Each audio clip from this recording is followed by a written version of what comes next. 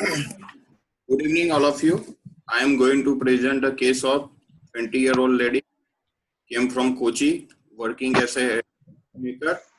Presented to me chin complaint of inability to look up, tightness in the neck, and then also SFC scarring over the front of the neck and the upper part of the face since 1 year.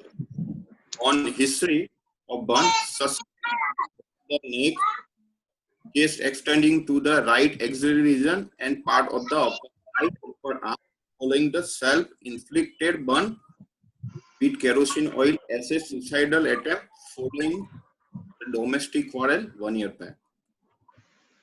Then after she was admitted in a hospital, managed conservatively, regular dressing, and discharged after 1 year. No history of skin test, massage therapy, physiotherapy at that time of moment. And there is also complaint of inability to abduct right arm completely 1 year.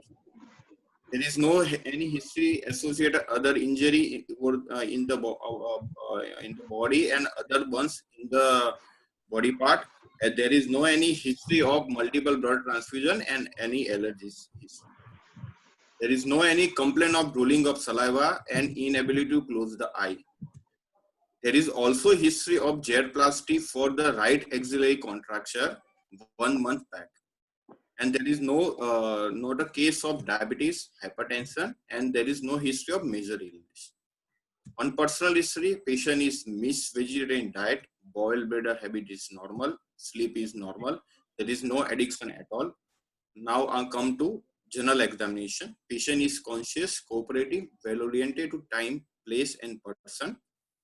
Patient is moderately built and nourished, vitally stable. There is no pallor, icterus, clubbing, cyanosis, and lymphadenopathy. There is hypertrophic scar over the both helix of the both ear and right upper arm, and possible donor size normal limits. Now I come to local examination. So I examine the patient in a verbal consent after proper exposure and adequate light. There is a 30 into 15 centimeter size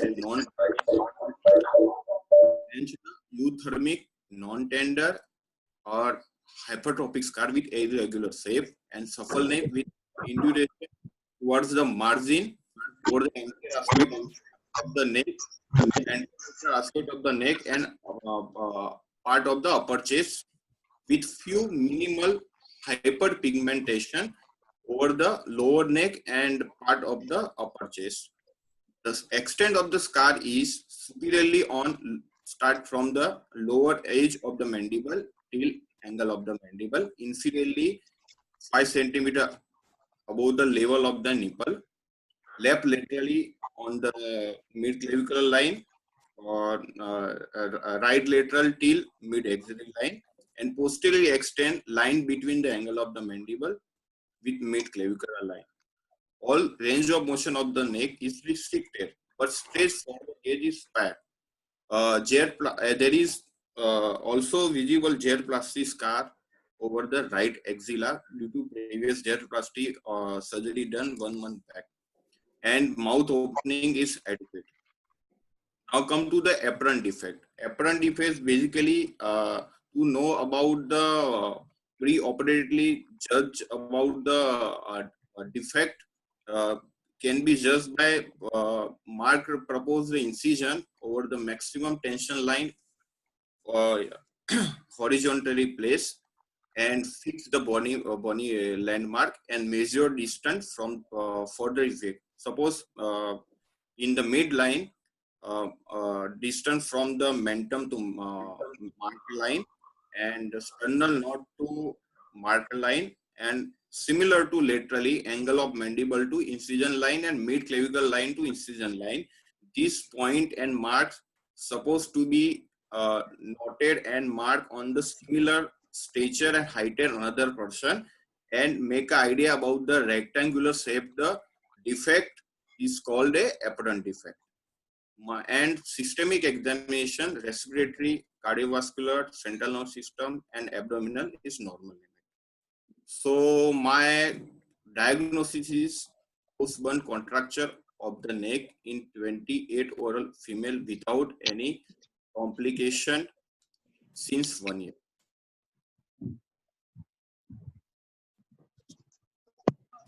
Yeah, Hitesh, I think you have presented quite well this particular case. Obviously, to the best, in general, what we must understand is that uh, post-burn contracture is a very common problem in India, and it is very often that all of us would be actually seeing so many of these PBC necks in our practice, right?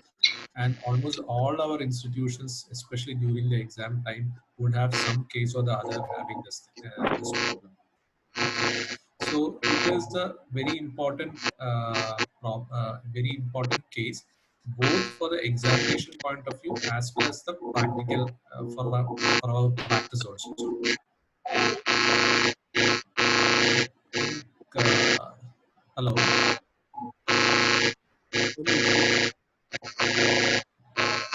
hello. I think someone's mic is switched on.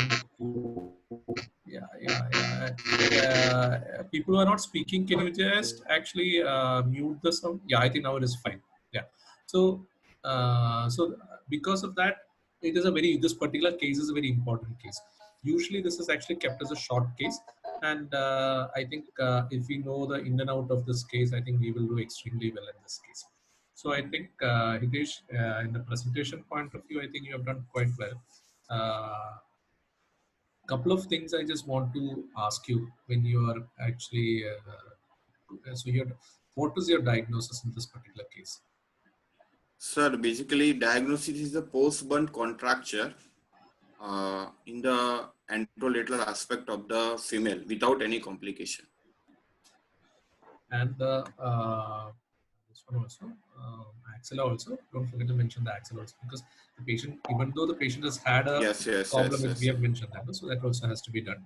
So Okay. in this case, now see what happened is that you have actually missed out on a lot of things for this particular case. You have missed out on the ears. Did you mention about the burns of the ear and all? Yes, yes, sir.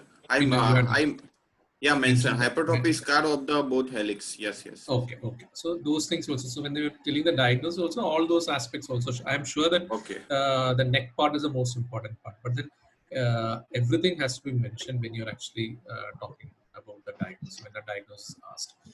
So simply put, when does the treatment for a when does the reconstruction for a such a burns case start? Uh, Actually, sir, neck has a aesthetic and functional uh, part. Yeah. So functionally, there is a limitation, all a limitation of the movement of the neck, like flexion, extension, and lateral flexion and rotation, and also difficulty looking up, difficult to see ceiling, and also associated with the other assessing like atropine of the uh, lip, atropine of the lower ideal, and mentosternal fusion. Hitesh, the important thing is no, the reconstruction of anything that is coming, it starts immediately after the acute phase of the burns are over.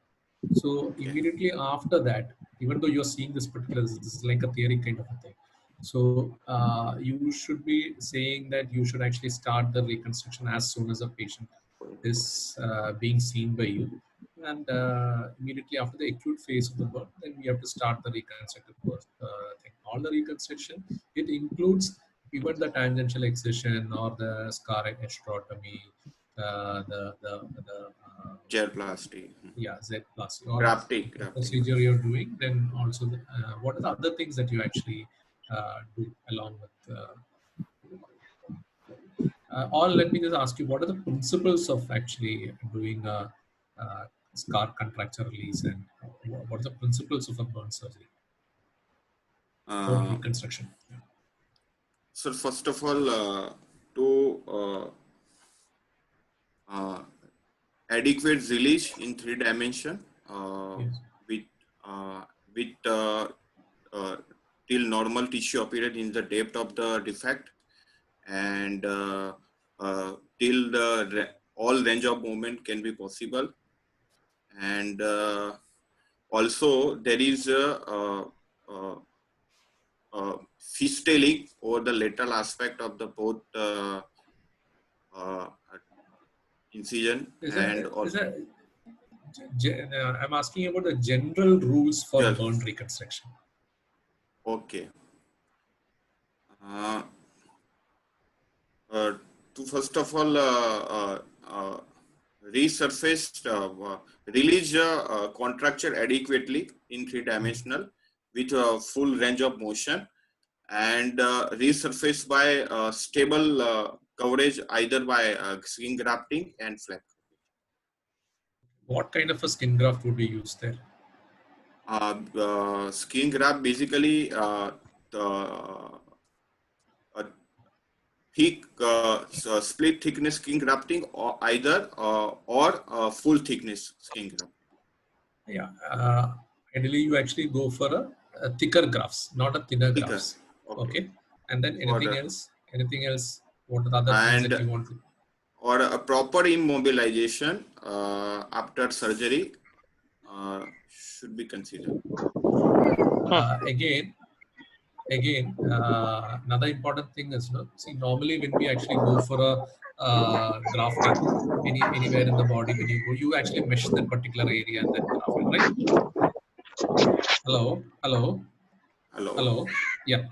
Okay. Again, somebody is again switched on that mic, I think. Okay, Yeah. so continue. So as far as possible, meshing should be minimum. Meshing Okay. should be just what is required. You should not actually see, it again depends. See, let us say that the forearm where there's unlikely to be any contracture. It is the particular patient has got high amount, lot of contracture. There you might actually mesh, but as far as possible, you would actually try to mesh to the minimum. And especially if you're going to mesh in the neck, again the direction of the meshing is also important. As far as possible, wherever you're putting a graft, you try to mesh it along the direction of the RST, so that that itself would not cause a contraction. Okay, so that is important. Then again, you didn't mention anything about the splints that are being used for burns patient rehabilitation. That is a extremely important thing that you should not miss. Splints, pressure garments. Can you tell me something about these things? Okay. To prevent the recontracture and further progression of the scar progression,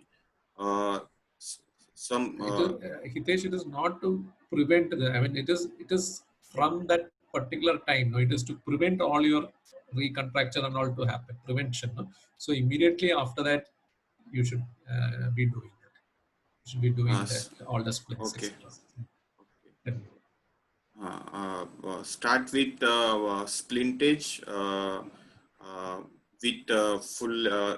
In case of limb, there is a in functional position, and pressure garment to prevent the hypertropicity, and also massage therapy to prevent the hypertropicity, and continue aggressive physiotherapy to prevent the further restriction of the movement, particular affected joint and limb and body part. Okay, so what is the commonest problem that you find in burns patient after when you're actually doing a reconstruction? Let us say that you're actually doing a grafting. So what is the commonest problem that you find in these people? Sir, commonest problem is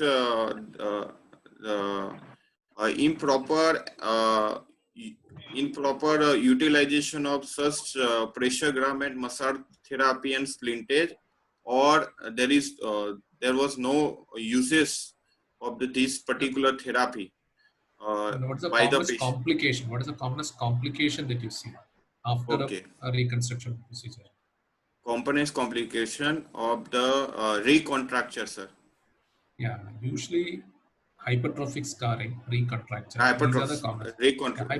Yeah, because hyper, almost any patient you see, again, depending on the time at which you are actually operating, there is a high chance that there could be hypertrophic scars formation.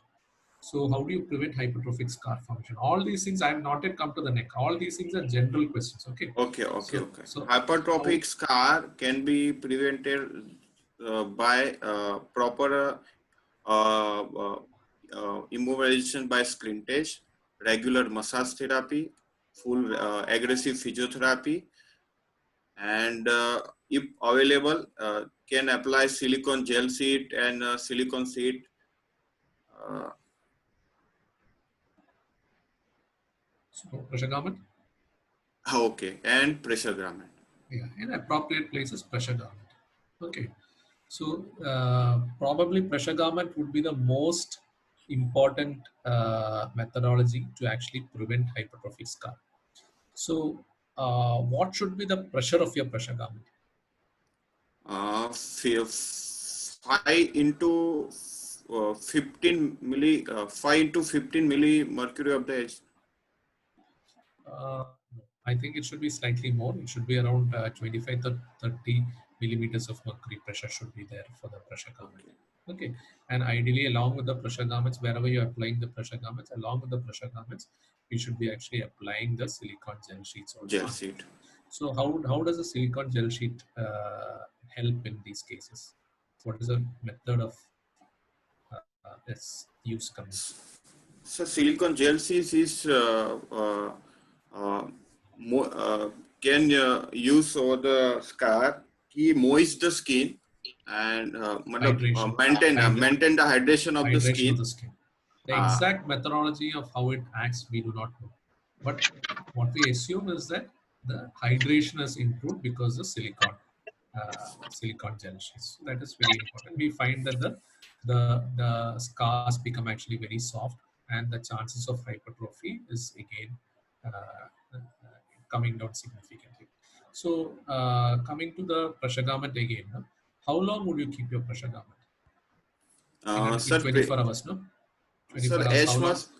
H must as long in hours, at least 16 to 20 hours.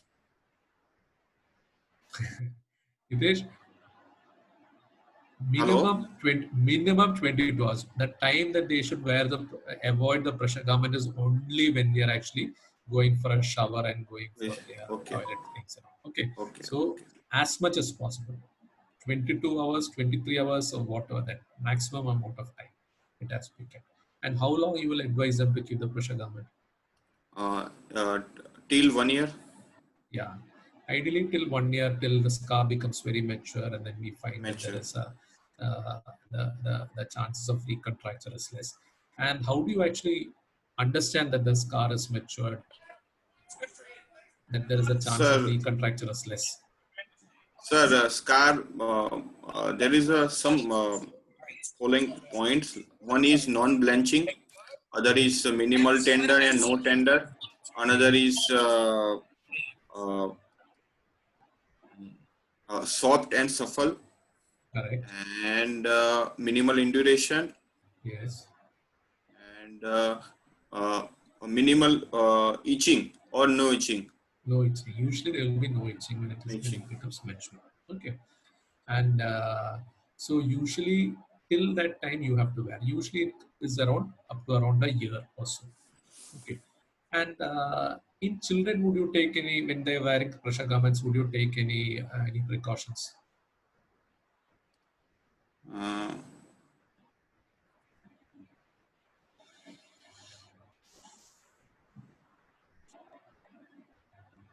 to see the pressure induce any abrasion and vesicle. See, children, the most important thing is, see, this is not a small, it's not a short-term thing. You're actually putting the pressure Okay. garments probably for a year. So the thing is, in children, they keep growing. So you should not put a pressure garment, and that pressure, it should be checked frequently, at least on a monthly basis. You have to check whether it is okay, or it is preventing the growth of this particular child. So that way you might have to actually keep changing the size of the pressure garments in children. So that is very important. Okay. Okay. And coming specifically to the neck, what would you plan? How would you plan to treat this particular case? What is it? Would you do any what are investigations? What is it that you will actually check for this Sir, investigation? first of all, I will do routine pre-op investigation with cardiogram and chest X-ray for pre-anesthetic CHAPAN, and also will do cervical X-ray, anteroposterior and lateral view to the C of the tracheal position, and also documentation purpose. And after pre-anesthetic CHAPAN, we'll plan for surgery. My plan will be incision release with fistuling and followed by intermediate thickness split grafting. In surgical procedure, proper pre-op, after pre-op ordering should be followed, and then on OT table, first of all, Let us go the day before. In consent, will you specifically ask for certain things? What are important things that you have to mention in the consent form?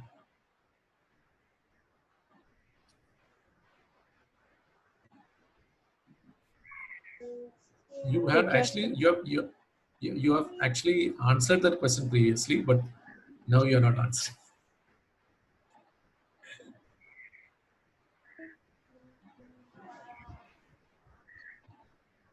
For a tracheostomy? Tracheostomy is not the correct thing, but we would, that again we will come to it. We'll just ask him that particular thing. Tracheostomy is not the thing, because see, usually for all these cases there is a high chance of recontraction, so we have to mention that to the patient.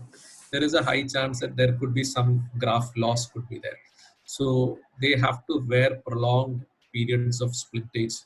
So all those things have to be specifically mentioned, because unless we tell that, what happens is that this again goes for recontracture, and then they will finally sue you telling that see it is happening. So we have to tell, because unless and until they do all these things for probably a minimum 1 year, and slowly it is weaned off probably in another month or two, and we make sure that it is not contracting, only we can tell for sure that there will be no contraction. Otherwise, there is a chance of contraction. So those things you have to mention in the consent form. Next question, though.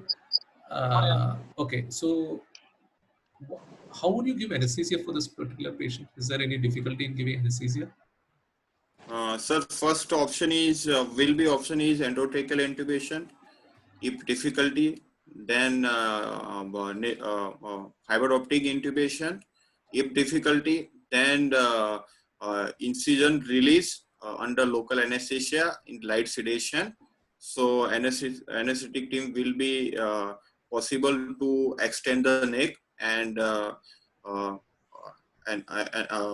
further anesthesia.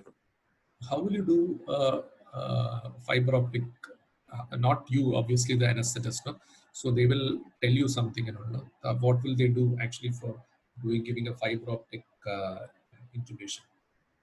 So in fiber optic, any intubation, there will be neck extension and jaw protrusion with adequate mouth opening should be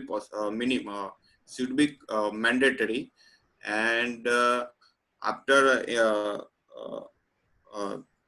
indirect laryngoscopy and pass the fiber optic and see the epiglottis. You see, usually, they will only give a local anesthetic. Okay. They will not paralyze the patient. Before that, they will actually give a small transtracheal local anesthetic. They will give. So what happens when you give that injection into the trachea? It will cause irritation. So the patient will cough. So when the patient coughs, what happens is this is all spread all around that tracheal area. So then that local anesthesia would happen. Sometimes people who actually, they even the posterior pharynx, Uh, they give that 4% lignocaine spray also, and okay, then they okay, go for a this one. So, in case that is not possible, then the second next option that they would actually plan to do would be a blind sedate. nasal intubation. Okay, Blind okay, nasal intubation. So that is again yeah. another option that they would try to do. If this one is there, no fiber optic is there, then probably that is kind of a sure shot. In case that is also not working, then they will call you for your help. What for? Incision release. Yeah, then you have to give local, you have to give a incision release, Incision. Okay, and then probably. So sometimes that also sometimes happens. okay. Tracheostomy, like other madam who asked, no, I think that is a overkill for this particular procedure, right? And then Okay. kindly share the PowerPoint with patient photo. I think someone, yeah, Hitesh, kindly share the PowerPoint slide with patient photo. Somebody has put it. That, yeah. Can you go? Okay, fine.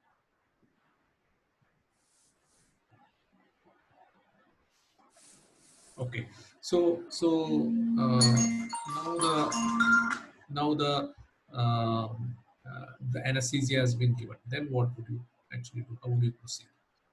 Sir, my uh, position, patient position will be neck extension. Uh, Neck extension. So by putting the bag or beneath the shoulder, and after painting and wrapping, um, uh, mark the incision. How much would you paint? Uh, From where to where would you paint? uh, Till sir, whole face, neck, chest, and axilla, and also below the umbilicus till the foot. Okay. The thing that we are actually looking for, no? Most of these patients would be having actually that contracture would be so strong that it would be actually pulling up the nipple area, all the breast itself would be pulled up. Okay. So whenever the principle is, whenever you do a painting, you have to go one joint below one area below that. So ideally you have to paint up to the umbilicus, lower portion up to the umbilicus you got to paint, Okay. and then one leg also, you, I mean, depending on where you want to take your graft from, that you would paint that also. And then how will you proceed? Then I will mark the incision in. I already. Yeah, I can see that. Yeah. Okay, on maximum contracted tension point in a transverse manner, and after marking the incision, I will give local infiltration solution by adrenaline solution 1:3 lakhs and 5 lakhs diluted form. Wait for 10 minutes and uh, go ahead with the incision release till normal tissue will appears till platysma. If not released, so cut the platysma and for extend the incision in the right lateral direction and left lateral direction, and assess the release of the neck in extension position. And if not possible, so I will do fishtailing on both sides and see the extension of the neck. If not possible, I will cut the some fibrous tissue and some fibrous band Why into do you want to do midline, fishtail? Why do you want to do fishtailing in the? because to prevent the further to prevent the linear scar contracture. Fine. Got it. Correct. Carry on. Okay, and then after adequate release, I will see the extension of the neck in the extension, right lateral rotation extension and left lateral rotation, and see the any contracted any fibrous tissue present or not. And then if I agree about the adequate release, and then we go for the hemostasis. And after hemostasis, I will harvest intermediate uh, thick sheet graft, yeah, proper dimension from the thigh region. I will harvest two grafts. For one is submental region, another is neck region, and with harvesting, I will do uh, uh, uh, after harvesting the graft, I will put on the graft bed and starting the fixation from the superior border or the submental, and followed by another graft, and I will do some quilting suture. So graft will be easily keep over the bed and to prevent the further hematoma and collection. And after proper also I will uh,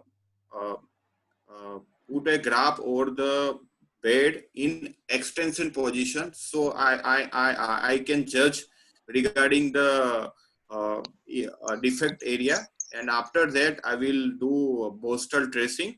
I will then after I will do gel, apply the liquid paraffin gauze piece and Gamgee and bolster dressing, and we'll do plaster of Paris cast in extended position.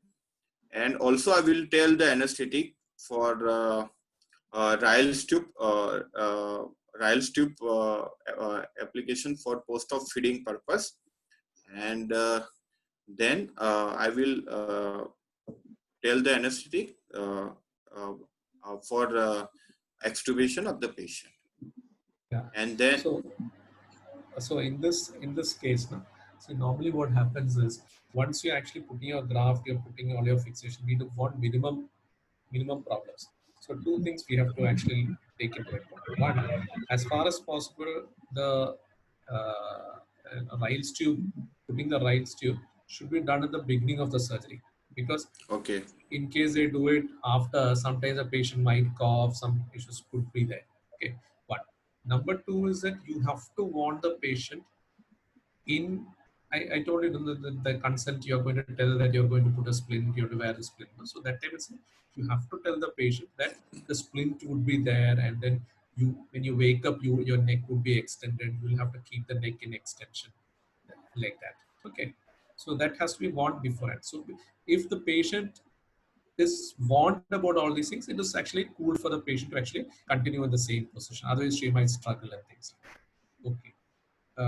See, another question is, I saw the picture that incision that you made. Are you going to put that incision, or see now if you put that particular incision you release, what you're going to see is that a lot of scar is going to be there on top of that.